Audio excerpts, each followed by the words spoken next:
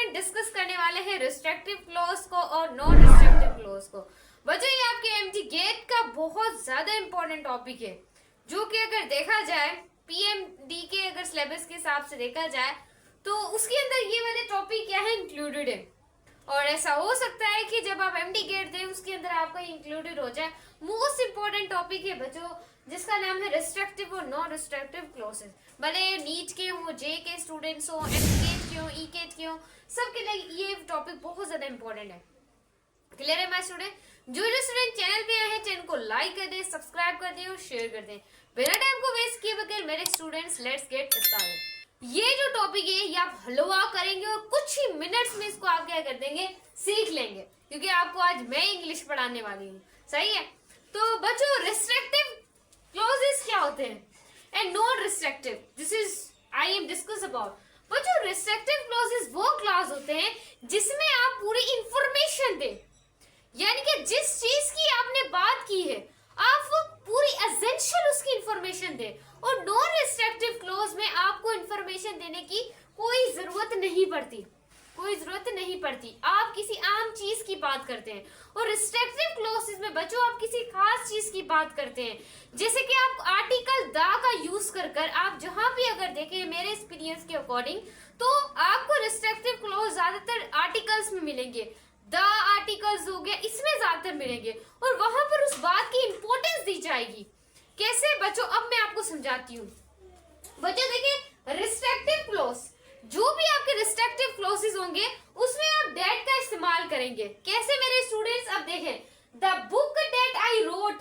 अब बच्चों अगर मैं यहाँ पर ये सेंटेंस छोड़ दूं तो ये सही नहीं रहेगा, क्योंकि अब मुझे बताना पड़ेगा कि ये बुक कौन सी है। मुझे बताना पड़ेगा कि मेरे स्टूडेंट्स ये बुक कौन सी है, वरना पता ही नहीं चलेगा। जो मैंने लिखी है बुक, रोट की है मैंने इन 225 में, अब फिर से मेरी बात अधूरी है, अब फिर से मेरी बात क्या है मेरे बच्चे, अधूरी है। तो मुझे आगे कुछ बोलना पड़ेगा कि वो बुक मैंने रोट की है 2025 में। अब मैं इस अबाउट, किसके अबाउट है, अभी भी मेरी बात अधूरी है। तो हमें एसेंशियल, इसमें हमें पूरी इंफॉर्मेशन देनी पड़ती है, क्योंकि हम किसी खास चीज की बात करें और वो पूरी फॉर्मल मैनर में हमें देनी पड़ती है। जैसे कि अब मैं बता रही हूँ कि कौन सी बुक है, केमिस्ट्री की बुक है। देखें द बुक दैट, अब दैट हम कब इस्तेमाल करेंगे, जब स्टूडेंट्स आपको कंप्लीट, आप सेंटेंस में एमसीक्यूज अगर आता है, एमसीक्यूज के अकॉर्डिंग मेरे बच्चे याद रखिएगा, रिस्ट्रिक्टिव क्लॉज में हमेशा आप डेट का यूज देखेंगे। डेट जहां पर भी होगा समझ आएगा वो रिस्ट्रिक्टिव क्लॉज है। और हमेशा याद रखिएगा रिस्ट्रिक्टिव क्लॉज में नोट कोमा, कभी भी रिस्ट्रिक्टिव क्लॉज में आप कोमा नहीं देखेंगे, कोमा आपका रिस्ट्रिक्टिव क्लॉज में होगा ही नहीं। तो ये आपकी इंपॉर्टेंस है, आपने याद कर देनी है। और हमेशा रिस्ट्रिक्टिव क्लॉज में आपको कंप्लीट इंफॉर्मेशन देनी पड़ेगी। उसके बाद है द BMW कार। अब BMW कार है, अब सवाल यह आएगा कि BMW कार क्या, मैंने इंपॉर्टेंट कार लिख दी है। बच्चों ये इतनी महंगी कार है, अगर एक डॉक्टर की बात करें ना, अगर डॉक्टर की सैलरी की बात करें तो वो एक मंथ में कितना कमाता है, 1 लाख। तो वो 40 अगर साल कमाए फिर ये कार आएगी जिसका नाम है BMW, जिसका नाम है BMW।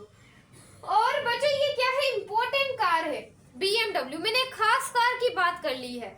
और दैट आई, अब मुझे बताना पड़ेगा कि मैंने कहां से ये कार खरीदी है। तो मैंने आई ब्रॉट, मैंने खरीदी है फ्रॉम जापान। कहां से खरीदी है? जापान से। क्लियर है? तो इंपॉर्टेंट बात, और कभी भी आप इसमें कॉमा नहीं देखेंगे, कॉमा नहीं होगा, और उसमें आप किसका इस्तेमाल करेंगे, डेट का। क्लियर मेरे बच्चे? रिस्ट्रिक्टिव क्लॉज आपको समझ आया, आपको पता चला कि इसकी क्या इंपॉर्टेंस है। अब हम मूव ऑन हो रहे हैं नॉन रिस्ट्रिक्टिव की तरफ। बच्चों ये जो नॉन रिस्ट्रिक्टिव क्लॉज है इसमें आप विच देखेंगे, विच में, और ज्यादातर बच्चों ये हम थिंग्स की बात करें। एज यू नो मेरे बच्चे कि हम यहाँ पे लिविंग्स की बात नहीं कर रहे। उसके बाद है माय बुक, मैंने अभी पूरा बता दिया कि मेरी बुक क्या है, केमिस्ट्री की है। और माय आपको पता है अगर देखा जाए क्या होता है, पॉजिटिव एडजेक्टिव, पॉजिटिव एडजेक्टिव होता है। लेकिन हम यहाँ पर पूरी ग्रामर की बात नहीं कर रहे, मैं आपको पूरी ग्रामर की यहाँ पर डिश नहीं खिला रही कि आ जाओ मेरे बच्चे आपको डिश खिला देती हूँ। नो एवर बच्चों। अब देखिए मैंने अपनी बुक बता दी है, अब ये खास बात तो कोई रह नहीं होता है, नॉन एसेंशियल, इसमें पहले इंफॉर्मेशन दे दी जाती है। और यहाँ पर हमेशा आप देखेंगे कि कोमा का यूज हुआ है। किसका यूज हुआ है? यहाँ पर कोमा का यूज हुआ है मेरे बच्चे। और यहाँ पर लिखा हुआ है विच आई रोट। अभी मुझे आगे बताने की कोई जरूरत नहीं है कि मैंने लिखी थी, कब लिखी थी, 2025 में लिखी थी, is about to be publish, अब मैं उसे पब्लिश करूंगी। मुझे आगे इंफॉर्मेशन देने की कोई जरूरत ही नहीं थी।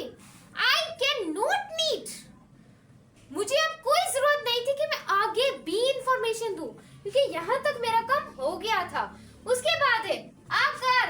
अभी मैंने BMW कार की, BMW कार की बात नहीं की। अब मैंने की है कि एक खास कार नहीं है, वो एक कार है, कार है, विच इज इम्पोर्टेंट। और वो इम्पोर्टेंट, सॉरी, हाँ, वो इम्पोर्टेंट फॉर्म की है हमने जापान से। इज ब्राउट बाय मी, वो मैंने खरीदी है। किसने खरीदी है? मैंने खरीदी है। एक आम सी कार है, वो कोरोला भी हो सकती है, मैंने नहीं बताया, आम कार ले लिया। वो BMW भी हो सकती है, और वो वीगो कार भी हो सकती है, काफी कारें हो सकती है। लेकिन मैंने तो बच्चों आप हमेशा देखेगा कि एक क्विक रिव्यू कर लेते हैं कि इसमें आप डेट देखेंगे और कोई कॉमा नहीं आएगा, और यहाँ पर कॉमा आएगा।